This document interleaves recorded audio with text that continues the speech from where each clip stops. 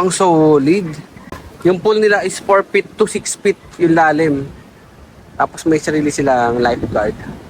Pero syempre, kailangan nyo pa rin mag-ingat. Tsaka bantayan yung mga anak nyo. Dito tayo, akit tayo sa may ano nila, slides.